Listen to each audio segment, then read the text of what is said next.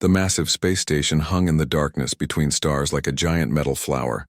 Its spinning arms stretched out in all directions, each one bigger than most planets. This was Nexus Prime, the most important meeting place in the galaxy. Today it would host the most dangerous conversation in galactic history. Commander Zixthak slithered through the curved hallways of the station. His long reptilian body moved with deadly grace, scales clicking against the metal floor. His yellow eyes burned with anger that had been building for months. Behind him, two smaller lizard-like creatures carried data tablets and weapons. They were his most trusted officers, but even they seemed nervous today. The meeting room was enormous. A crystal table sat in the center, surrounded by chairs and platforms designed for dozens of different alien species. The air recyclers worked overtime to provide the right mix of gases for everyone attending. Some aliens needed methane to breathe. Others required pure nitrogen. The humans would have found the smell terrible, but no humans were invited to this meeting. Zixthak was the first to arrive, which was exactly what he wanted. He coiled his long body around one of the larger chairs and waited. Soon, other shapes began entering the room. Queen Hivara came next. She looked like a giant praying mantis, but with 6 arms instead of 4. Her compound eyes could see in all directions at once. Behind her crawled dozens of smaller insect creatures. They were her children, her soldiers, and her advisors all, at the same time. The clicking sound they made filled the room like rain on metal. The Queen's voice sounded like breaking glass when she spoke. "Commander Zixthak, I hope you have better news than the last time we met." Zixthak's forked tongue flicked out to taste the air. He could smell her fear. Good. Fear was the only smart response to what they were facing. "I have no good news. Queen, only more questions and more dead soldiers." Admiral Kepharos entered the room with heavy footsteps that shook the floor. He was built like a tank with 4 arms and gray skin as thick as armor. His species, the Zentari, were born warriors. They had conquered half the galaxy through pure strength and better weapons. If Kepharos was worried, then everyone should be terrified. "My scouts report the same thing," Kepharos said in a voice like grinding stones. "The Sol system is a death trap. Nothing that goes in comes back out." More aliens arrived as the meeting began. There was Diplomat Velkon of the Trade Worlds, whose blue skin could change colors based on his emotions. Right now he was deep purple, which meant he was scared. The floating jellyfish-like creatures from the water worlds bobbed in their mobile tanks. The rock people from the heavy gravity planet sat still and silent, but their red eyes glowed brighter when they were upset. The strangest attendee was the Lumina representative. It looked like a ball of pure light held inside a force field generator. When it spoke, the words appeared as glowing text in the air above it. The Lumina were older than any other species in the galaxy. They had seen civilizations rise and fall for millions of years. If they were worried about the humans, then the situation was worse than anyone imagined. Zixthak activated the holographic display in the center of the table. Images appeared in the air showing star maps, battle reports, and lists of missing ships. The numbers were staggering. 3 more Vorthak scout fleets disappeared last week, Zixthak began. His voice carried the authority of someone who had destroyed planets. "They were our best ships with our most experienced crews. They had cloaking, devices, and quantum shields. The humans should not have been able to even see them, much less destroy them." Queen Hivara's mandibles clicked together rapidly. "My swarm sent 1,000 ships to probe their defenses 6 months ago. 1,000 of my children, each one bred for war and armed with the finest weapons we could build. None returned. Not one single ship made it back to tell us what happened." The Lumina's glowing text appeared again. "Our analysis indicates 17 separate attack attempts by 12 different species. Each expedition ended in complete destruction. No survivors. No wreckage, no distress signals, the ship simply vanished." Admiral Kepharos slammed all 4 of his fists on the crystal table, making it ring like a bell. "This makes no sense. The humans only achieved faster-than-light travel 50 of their years ago. 50 years. My species was building star destroyers when their ancestors were still throwing rocks at each other. Yet here we are," said Diplomat Velkon, his skin shifting to an even darker shade of purple. hiding in neutral space, afraid to even get close to their little solar system. Zixthak brought up more images. These showed human technology that his spies had managed to observe from a distance. The ships looked crude and blocky compared to sleek alien designs. Their weapons seemed primitive. Their armor was basic metal and ceramic instead of exotic matter and energy fields. "Look at this," Zixthak hissed. "Their largest warship is smaller than our scout vessels. Their weapons are projectile-based kinetic systems mixed with some basic energy weapons. They have no force fields that we can detect, no dimensional shields, no reality manipulators. By every measure we use, they should be helpless against us. Then why are we the ones who are afraid?" asked one of the jellyfish creatures through its translator device. The room fell silent. It was the question they were all thinking, but nobody wanted to ask out loud. The galaxy's greatest military powers, species that had conquered thousands of worlds and destroyed entire civilizations, were afraid of a young species that had barely learned to leave their own planet. Admiral Kefros activated his own display. "I have reviewed every battle report from every species that has engaged the humans. The pattern is always the same. Our ships approach their solar system. They detect us long before they should be able to. Then our ships are destroyed so quickly that they cannot even send a distress signal." "What kind of weapons could do that?" Queen Hivara asked.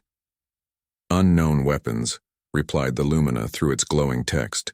"Our sensors have detected energy signatures that should not be possible with their level of technology. It is as if they have access to scientific principles that we do not understand." Zixthak's eyes narrowed to thin slits. "Or they have help. Perhaps another species is protecting them, one we have not encountered before." "We have considered that possibility," said Diplomat Velkan. "But our long-range scans show no evidence of other advanced civilizations in that region of space. The humans appear to be alone and impossibly dangerous," muttered one of the rock people in a voice like an avalanche. Admiral Kepharos stood up to his full imposing height. "I propose we end this mystery once and for all. I will send our most advanced reconnaissance vessel to observe the humans. The Shadow Blade is equipped with our newest quantum stealth technology and reality phase shifters. It can observe without being detected and retreat instantly if discovered." "And if it is destroyed like all the others?" asked Queen Hivara. "Then at least we will know that even our best technology is not enough. But I believe the Shadow Blade can succeed where the others failed. Its mission will be observation only. No weapons, no threats. Just watch and learn." The Lumina's text appeared more slowly this time, as if it was thinking carefully about each word. "The risk is acceptable. We must learn their secret before we lose any more ships. But choose your crew carefully, Admiral. If they are discovered, they must be prepared to communicate rather than fight." "Communicate?" Zixthak's laugh sounded like breaking glass. "No species in galactic history has ever tried to communicate with humans. They attack first and ask questions later, just like the rest of us." "Maybe that is our mistake," said Diplomat Velkan quietly. His skin had turned a thoughtful shade of green. "Maybe the humans are not like us." "All predators are alike," Zixthak replied. "The strong eat the weak. The smart destroy the stupid. The humans have simply found a better way to kill than we have." Admiral Kefros nodded slowly. "Then the Shadow Blade will learn their method. Within one planetary rotation, we will know the secret of human military power. And once we know their secret, we can find a way to defeat them." The meeting ended with each species returning to their fleets. Orders were given. Ships were prepared. The Shadow Blade began its journey toward the Sol system, carrying the hopes and fears of 12 different civilizations. None of them realized they were about to discover something that would change the galaxy forever.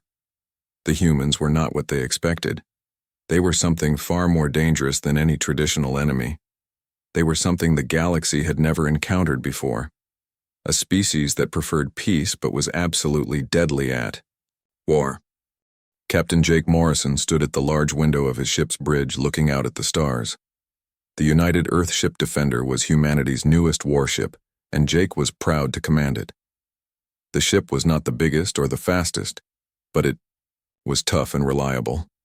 Just like the crew that ran it, Jake was 45 years old with gray hair at his temples and scars on his hands from his early days as a ship engineer. He had worked his way up from the bottom, learning every system, on every type of human spacecraft. His crew trusted him because he never asked them to do something he could not do himself. Lieutenant Amy Rodriguez sat at the sensor station, her fingers moving quickly across the glowing controls. She was young but very smart, with black hair, pulled back in a tight ponytail and sharp brown eyes that missed nothing. Amy had graduated first in her class from the Space Academy and could read sensor data better than most computers. "Captain," Amy said without looking up from her screens, "I'm getting the daily report from the outer sensor network. We had another contact last night." Jake turned away from the window. The outer sensor network was a chain of automated listening posts that formed a ring around the solar system. They watched for anything that did not belong there. In the past year, they had detected many strange visitors. "What kind of contact?" Jake asked. 3 ships, unknown design. They appeared at the edge of the system and started moving toward Mars. The Guardian platforms engaged them before they got within 1,000,000 kilometers of anything important. Jake nodded. The Guardian platforms were humanity's first line of defense. They were automated weapon systems hidden throughout the solar system. When unknown ships entered human space and acted hostile, the Guardians would destroy them. It was a simple system, but it worked very well. "Any survivors?" Jake asked. "No, sir. Same as always. Complete destruction within 30 seconds of engagement." Jake walked over to Amy's station and looked at the sensor data himself. The alien ships had been large and well-armed. Their technology looked advanced, but not advanced enough to survive an encounter with human defenses. "That makes 17 different alien species in the past 12 months, Jake said quietly. "All of them attacked us the moment they saw us." "Doctor," Susan Park appeared on the main screen as a hologram. She was calling from her research station on Europa, one of Jupiter's moons. Susan was humanity's leading expert on alien life and technology. She was a small woman with curly red hair and thick glasses, but her mind was one of the sharpest in human space. "Captain Morrison," Susan said, "I finished analyzing the wreckage from yesterday's encounter. The results are very interesting." "What did you find, Doctor?" "These aliens were definitely not from any species we've seen before. Their ship design is completely different. Their weapons use some kind of plasma technology we haven't encountered. But here's the strange part. They attacked us using exactly the same tactics as all the others." Jake frowned. "What do you mean?"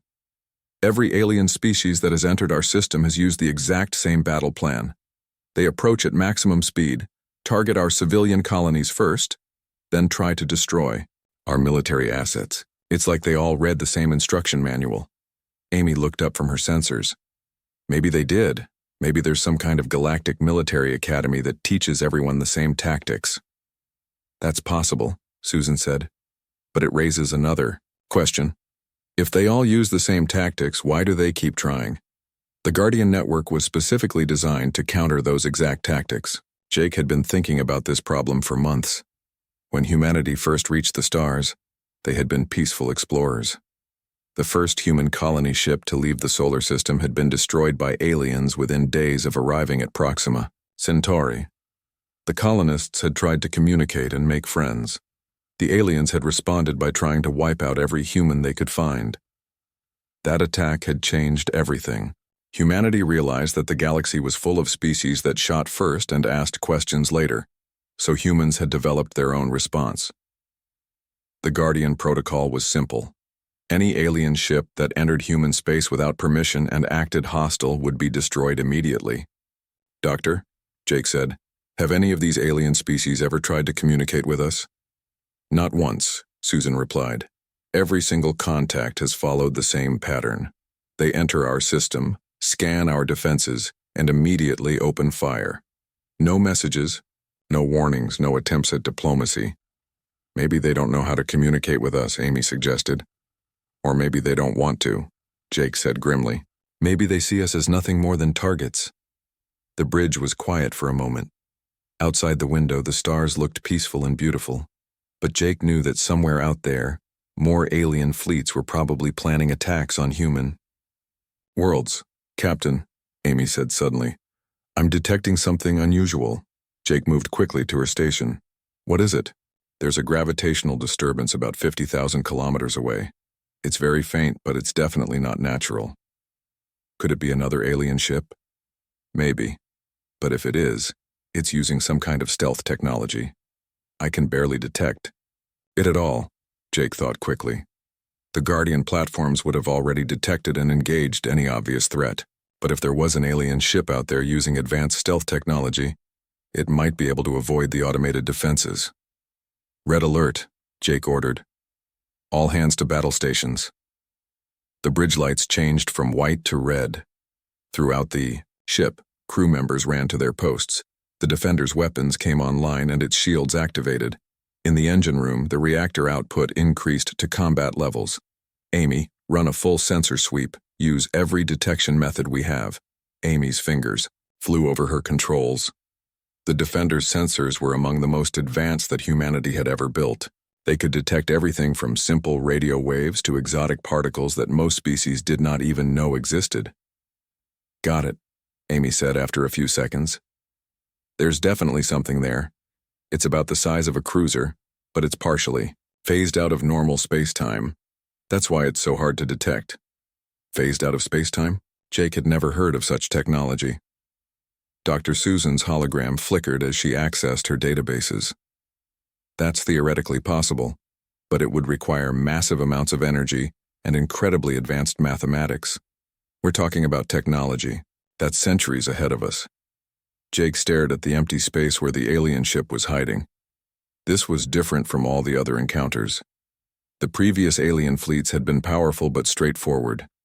This ship was using technology that humanity barely understood. Captain, Amy said quietly. What do we do? The Guardian platforms can't target something that's partially out of phase, and our weapons might not be able to hit it either. Jake had spent his entire career preparing for moments like this. He was a military officer, trained to fight and win battles. But he was also a human being, and humans had learned to think before they acted. Open a communication channel, Jake ordered. Amy looked surprised. Sir, you heard me. Broadcast on all frequencies. Let's see if this alien wants to talk. Amy activated the ship's communication system. A few seconds later, Jake's voice was being transmitted toward the hidden alien vessel. Unknown ship. This is Captain Jake Morrison of the United Earth Ship Defender. You are currently in human territorial space. Please identify yourself and state your intentions.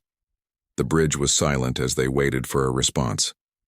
Seconds passed, then minutes. Jake was beginning to think the alien ship would ignore them when Amy's console lit up with incoming signals. Captain, Amy said with excitement in her voice, we're getting a response. The main screen flickered, then showed the interior of an alien bridge. The creature looking back at them was unlike anything in human databases. It looked somewhat like a large cat, but with blue fur and 4 arms instead of 2. Its eyes were large and golden, and they showed intelligence and surprise. Human. Vessel, the alien said in accented but clear English. I am Commander Veltar of the Zentari reconnaissance ship Shadowblade. We come seeking knowledge, not conflict. Jake felt a mixture of relief and suspicion. Finally, an alien species that wanted to talk instead of fight. But why was this one different from all the others? Commander Veltar, Jake replied. Why are you hiding from us? If you come in peace, why use stealth technology? The alien's ears flattened against its head, which Jake guessed was a sign of embarrassment or shame. We hide because we fear you, Veltar admitted. Your species has destroyed 17 fleets without warning. We thought stealth was our only option for survival. Jake exchanged glances with Amy and Dr. Susan's hologram. This was the first time they had heard the alien perspective on the conflicts. Those fleets attacked us first, Jake said carefully. Every single one opened fire the moment they entered our system. We were defending ourselves. The alien's golden eyes widened with what looked like shock. Attacked first, are you certain? Completely certain. We have records of every encounter. Would you like to see them? Commander Veltar was quiet for several seconds. When he spoke again, his voice was much softer. "Yes," he said. "I would very much like to see those records. I think there has been a terrible misunderstanding." Commander Veltar stared at the human on his view screen and felt his world changing. Everything he thought he knew about warfare, about first contact, about survival in a hostile galaxy, was being turned upside down. The human captain looked calm and reasonable, not like the savage killer that Zentari intelligence reports had described. "Sub-Commander Rixnall," Veltar called to his science officer, "display our sensor readings of the human ship." Rixnall was younger than Veltar, with bright green fur and nervous habits. He had been excited about this mission when it started, but now his ears kept twitching with worry. His four hands moved quickly over the sensor controls, bringing up detailed scans of the human vessel. "Commander," Rixnall said, his voice shaking slightly, "their ship is very strange. The hull looks simple, almost primitive, but I'm detecting energy patterns that make no sense." Veltar studied the readings. The human ship called Defender looked like it was built from basic metals and ceramics.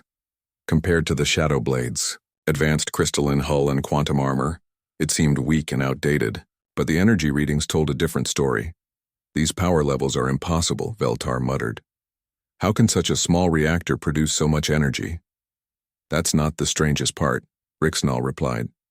"Look at these gravitational readings from around their solar system." The sensor display changed to show the space around Earth's sun. What Veltar saw made his fur stand on end. There were thousands of gravitational distortions scattered throughout the system. Each one was small, but together they created a web of space-time distortions that covered everything. "It's like they've turned the entire solar system into a weapon," Rixnall whispered. Veltar's training had covered many types of space warfare, but nothing like this. Most species built big ships with powerful weapons and tried to destroy their enemies in direct combat. The humans seemed to have done something completely different. They had made space itself dangerous. "Commander," came Captain Morrison's voice, over the communication channel, "we're transmitting the records from our previous encounters. Please review them and tell us what you think." The data files appeared on the Shadow Blade's computers. Veltar watched in growing amazement as 17 different battle recordings played out. Each one showed the same pattern. Alien fleets would enter the human solar system at high speed. They would immediately begin scanning for targets and charging their weapons. Then, before they could fire a single shot, they would be destroyed by weapons that seemed to come from empty space. "By the claws of the Ancient Ones," Veltar breathed. "They never even tried to communicate." "Sir?" Rixnall looked confused. "Look at the recordings, Sub-Commander. Every single alien fleet enters the system with weapons already charged and targeting systems active. They're clearly preparing to attack. The humans are just responding to obvious hostile intent." Rixnall watched the recordings again more carefully. "You're right, Commander. But this is how we always approach unknown systems. This is standard military doctrine for every species in the galaxy." "Exactly," Veltar said quietly. "And that's the problem." On the human ship, Lieutenant Amy Rodriguez was running continuous scans on the alien vessel. The stealth technology was unlike anything in human databases, but their multi-dimensional sensors could still track it. "Captain," Amy reported, "the alien ship is maintaining position, but I'm detecting increased activity in their computer systems.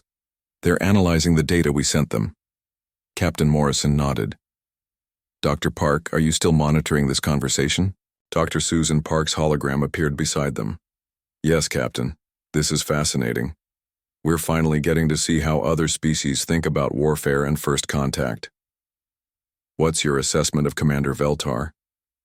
"He seems genuinely surprised by our records. His body language and vocal patterns suggest he's telling the truth about coming here for knowledge rather than conquest.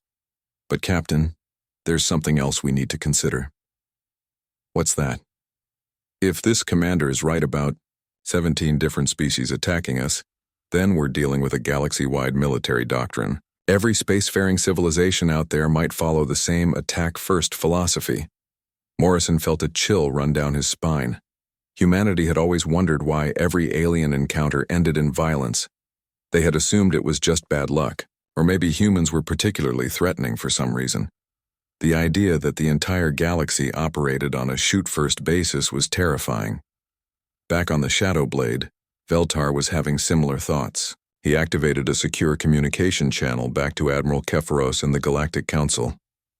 "Admiral," Veltar said when Kepharos's scarred face appeared on screen. "I have urgent news about the humans." "Report, Commander. Have you discovered their secret weapons?" "Sir, I don't think they have secret weapons. I think they have something much more dangerous. They have a completely different approach to warfare." Admiral Kepharos's forearms crossed impatiently. "Explain."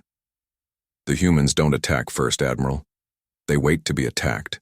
Then they defend themselves with overwhelming force. Every fleet that entered their system opened fire immediately without any attempt at communication. The humans simply responded to clear hostile intent."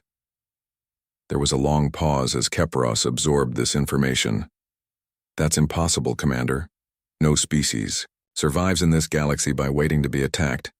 The strong destroy the weak before the weak can become a threat." "But what if the weak never become a threat because they're not actually weak?" Veltar asked. "What if they're just different?" The communication channel crackled with interference as Kepharos forwarded the conversation to the other council members. Veltar could hear voices arguing in the background in dozens of different languages. Captain Morrison's voice came through the ship's speakers again. "Commander Veltar, we've been monitoring your communications with your superiors. We understand. This situation is complicated for you." Veltar was startled. "You can intercept our quantum-encrypted communications. We can intercept any form of communication that travels through normal space-time," Lieutenant Rodriguez said, joining the conversation. "Your stealth ship is impressive, but it's still operating within the same physical laws we are." This was another shock for Veltar. Centauri communications were supposed to be completely secure. If the humans could break their encryption so easily, then human technology was far more advanced than it appeared. "Commander," Captain Morrison continued, "we'd like to propose something. Instead of hiding from each other, why don't you bring your ship alongside ours? We can continue this conversation face to face." Every instinct Veltar had developed during his military career screamed at him to refuse. Getting close to an enemy ship was the fastest way to get killed. But these humans didn't feel like enemies. They felt like something entirely new. "Sub-Commander Rixnall," Veltar said, "what's your opinion?" The younger officer's ears were still, twitching nervously, but his voice was steady. "Sir, if they wanted to destroy us, they could have done it already. Their sensor technology is clearly superior to ours, and those gravitational weapons could probably target us even through our phase shift." Veltar made a decision that would have horrified his superiors. "Captain Morrison, we accept your invitation. We're deactivating our stealth systems now." The Shadow Blade shimmered and became visible as its cloaking technology shut down. It was a beautiful ship, all smooth curves and crystalline surfaces that caught and reflected starlight. Compared to the blocky, practical design of the Defender, it looked like a work of art. "Impressive ship," Morrison said with genuine admiration. "Would you like to come aboard our vessel? We can offer you a tour and perhaps share some of our food and drink." Veltar's golden eyes widened in shock. "You want to invite us onto your ship? We could be spies or assassins." "Could be," Morrison agreed. "But you're not, are you? You're explorers, just like we are. The only difference is that you've been taught to assume everyone else is an enemy. And you haven't been taught that?" "Oh, we have," Morrison said with a sad smile. "The hard way. But we've also been taught something else. We've been taught that enemies can become friends if you give them the chance." Veltar looked around his bridge at his crew. They were all staring at him with a mixture of fear and hope. This was the most dangerous moment of his career, but it might also be the most important. "Captain Morrison," Veltar said slowly, "I would be honored to visit your ship, but I have one request." "What's that?" "I'd like to bring Sub-Commander Rixnall with me. He's young, but he's also the best scientific mind on my crew. If we're going to understand each other, we'll need our smartest people working together." "Agreed," Morrison said immediately. "We'll prepare Docking Bay 2 for your shuttle. And Commander, welcome to human space. I hope this is the beginning of something good for both our species. As Veltar prepared to leave his ship, he realized that everything was about to change. Not just for him, not just for the Zentari, but for the entire galaxy. The humans had just done something that no species in recorded history had ever done. They had chosen trust over fear.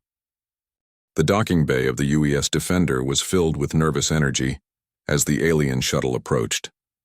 Captain Morrison stood with a small group of his senior officers, watching through the transparent aluminum windows as the beautiful crystalline craft settled gently onto the landing pad. Lieutenant Rodriguez checked her scanner readings one more time. "The shuttle is clean, Captain. 2 life forms aboard, no weapons detected." "Good," Morrison replied. "Remember, everyone, we're making history here. These might be the first aliens to visit a human ship peacefully." Dr. Susan Park had traveled from Europa Station specifically for this meeting. She stood beside Morrison, her scientific instruments ready to record everything. "Captain, I've studied alien technology for 20 years, but I've never had the chance to actually speak with them. This is incredibly exciting." The shuttle's door opened with a soft hiss, and Commander Veltar stepped out. He was larger than he had appeared on the screen, standing nearly 7 feet tall on powerful legs. His blue fur shimmered under the docking bay lights, and his 4 arms moved with natural grace. Behind him came Sub-Commander Rixnall, smaller and younger looking, with bright green fur and wide, curious eyes. "Welcome aboard the Defender," Morrison said, stepping forward with an open hand extended. "I'm Captain Jake Morrison." Veltar looked at the extended hand for a moment, unsure what to do. In Zentari culture, showing your hands to a stranger was a sign of submission. But the human captain didn't look like he was trying to dominate anyone. He looked friendly. "Is this a human greeting custom?" Veltar asked. "It's called a handshake," Morrison explained. "We do it to show that we're not carrying weapons and that we come in peace." Veltar extended one of his 4 hands and grasped Morrison's. The human's hand was warm and firm, but not aggressive. "I am Commander Veltar of the Zentari Federation. This is my science officer, Sub-Commander Rixnall." Dr. Park stepped forward, barely able to contain her excitement. "Commander, I'm Dr. Susan Park. I've been studying alien technology and biology for most of my career. This is an amazing opportunity for both our species." Rixnall's ears perked up with interest. "You study other species? That's fascinating. Most of our scientists only study ways to defeat other species." The comment made everyone pause. Morrison exchanged glances with his officers. "Sub-Commander, when you say defeat other species, what exactly do you mean?" "Military applications," Rixnall replied, confused by the question. "Better weapons, stronger shields, faster ships. All scientific research in the galaxy is focused on gaining military advantages over potential enemies." Dr. Park looked shocked. "What about medical research, agriculture, art, literature? Don't your people study anything just to improve life for your own citizens?" Veltar's golden eyes showed surprise. "Those things exist, but they are considered secondary priorities. The galaxy is dangerous, Dr. Park. Species that don't focus on military strength don't survive long." "But what if the galaxy is only dangerous because everyone makes it dangerous?" Morrison asked. The question hung in the air like a challenge. Veltar had never considered such an idea. In his world, strength was survival and weakness was death. It was the natural order of things.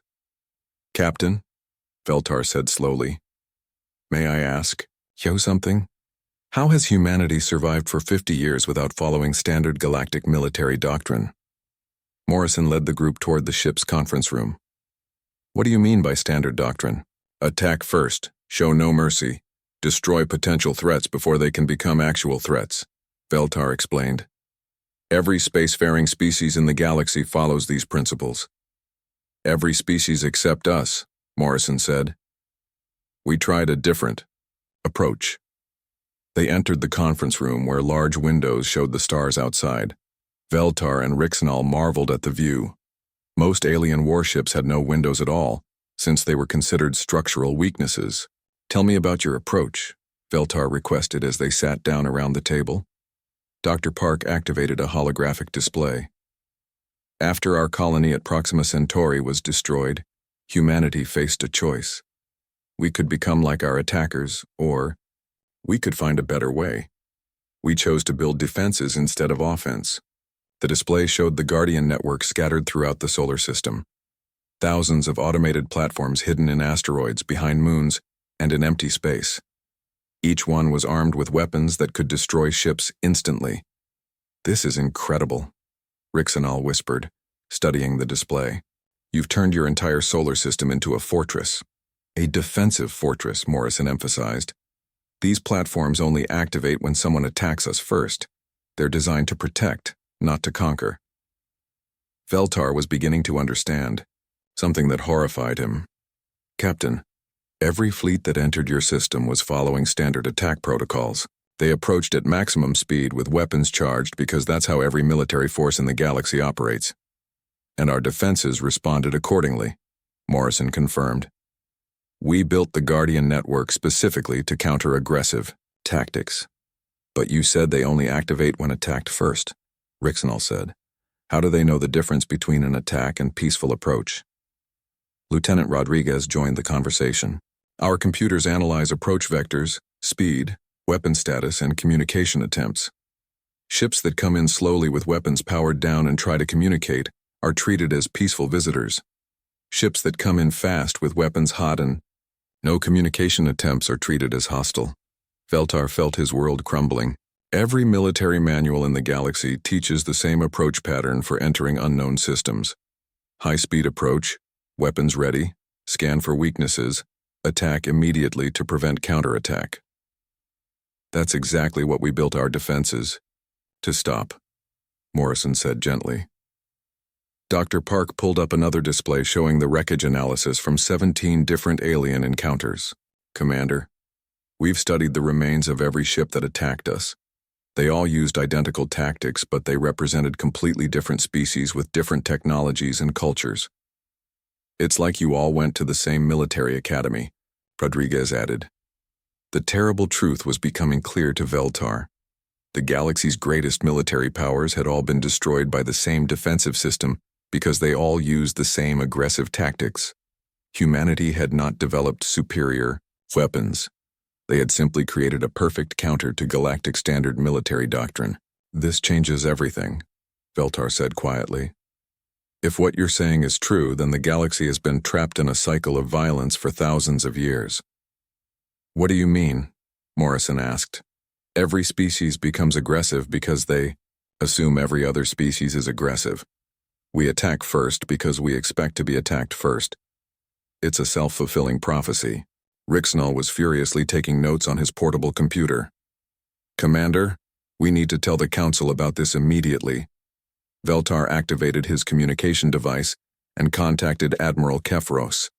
The Admiral's scarred face appeared on the far conference room screen, along with several other Council members in the background. "Report, Commander," Kefros ordered. "Have you learned their secret?" "Yes, Admiral, but it's not what we expected." Veltar took a deep breath. "The humans don't attack first. They wait to be attacked. Then they defend themselves with overwhelming force." The alien voices in the background suddenly went quiet. Admiral Kefros leaned forward. "That's impossible. No species survives by waiting to be attacked." "They do, Admiral. They've survived because they built perfect defenses against standard galactic attack patterns. Every fleet that entered their system used the same tactics we all use, and every fleet was destroyed because those tactics are exactly what the humans were prepared for." Queen Hivara's insect-like face appeared on the screen. "You're saying they knew how we would attack?" "They didn't need to know how we would attack," Veltar explained. "They knew how everyone attacks because everyone attacks the same way." "Commander," Zixthak's reptilian head pushed into view. "This is ridiculous. Are you telling us that these primitive humans have been defeating our fleets by being defensive?" Captain Morrison leaned toward the screen. "Commander Zixthak, we can hear you. And yes, that's exactly what we've been doing. We built our entire military strategy around the idea that others would attack us first." "But why?" Admiral Kefros demanded. Why not attack first and ensure victory? Because we tried that once, Dr. Park said sadly. After Proxima Centauri was destroyed, some of our leaders wanted revenge. They wanted to build attack fleets and hunt down the species that hurt us. But we realized that would just make us like them. So instead, Morrison continued, we decided to be strong enough to protect ourselves, but peaceful enough to give others a choice. The conference room was silent as the implications sank in. Humanity had created something that had never existed in galactic history, a military force powerful enough to defeat anyone, but disciplined enough to only use that power in self-defense.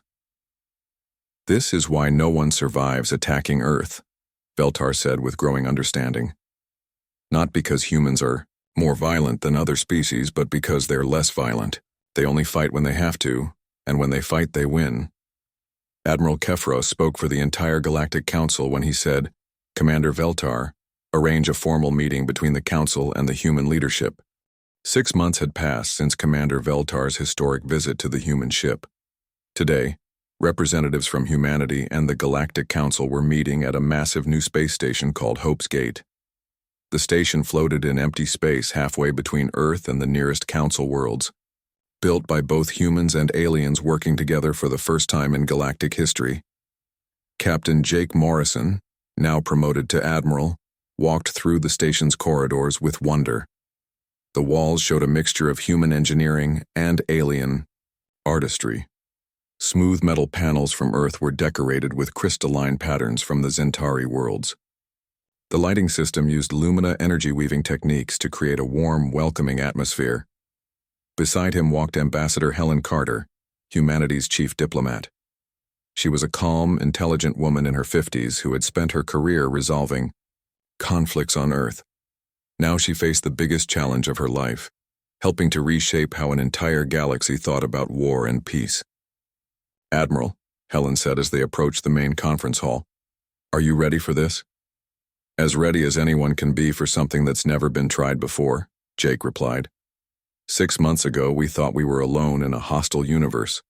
Now we're about to become part of a galactic community. They entered the conference hall and saw an amazing sight.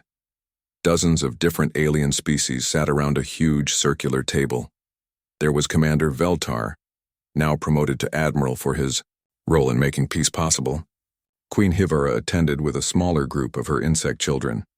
Admiral Kefros had come personally instead of sending representatives. Even Commander Zixthak was there, though he still looked suspicious of the whole process. The Lumina representative floated at one end of the table, its energy form pulsing with calm, steady light. When it spoke, its words appeared as glowing text in the air above the table. Before we begin formal negotiations, the Lumina said, I believe we should acknowledge what has brought us here. For the first time in recorded galactic history, a species has chosen to defend rather than attack. This simple change has created possibilities that none of us imagined. Ambassador Carter stood up to address the assembly. Friends, 6 months ago our species were enemies because we didn't understand each other. Today we have the chance to build something better, but it will require all of us to change how we think about strength and security. Admiral Kefros leaned forward with all 4 of his massive arms crossed. Ambassador Carter, the Centauri Federation has survived for 10,000 years by being stronger than our enemies. How do we know that changing our ways won't make us weak? Because true strength isn't about being able to destroy others, Admiral Morrison replied. It's about being able to protect what matters to you. The Guardian network around Earth isn't weak because it's defensive. It's the strongest military force any of our species has ever encountered. Commander Zixthak's scales rustled with agitation. But what about expansion? What about claiming new territories and resources?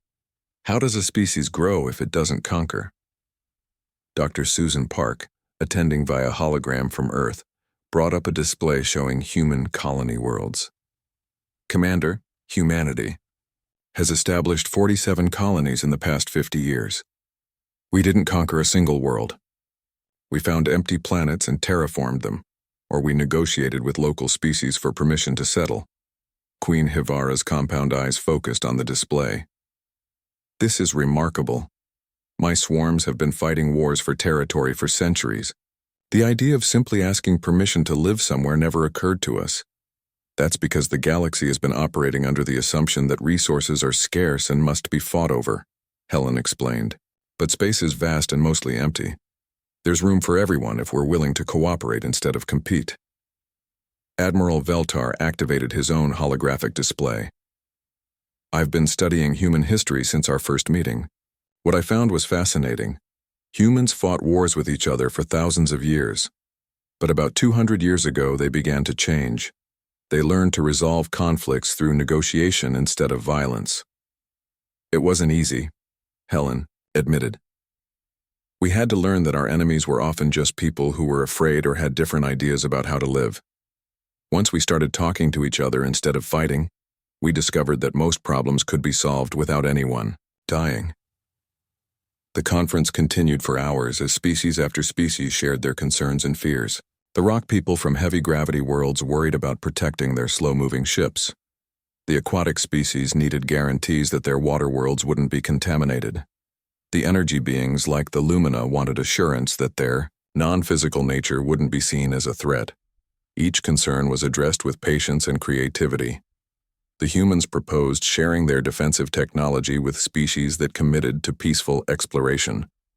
In return, alien species would share their own discoveries in medicine, agriculture, and science. This brings us to the most important question, Admiral Kepharos said as the discussion turned serious. What happens when we encounter species that refuse to change? There are still aggressive civilizations out there that will see our new alliance as weakness. Admiral Morrison had been expecting this question. Any species that attacks members of our alliance will face the combined defensive forces of all member worlds. The Guardian Protocol that protects Earth will be expanded to protect everyone who joins us. Commander Zixthak's eyes narrowed. You're talking about a mutual defense pact, but how do we know you won't use that combined force to attack others? Because the entire system is designed around defensive principles, Dr. Park explained. The Guardian platforms can only engage targets that show clear hostile intent. They literally cannot be used for offensive operations. The Lumina's text appeared again, glowing brighter than before.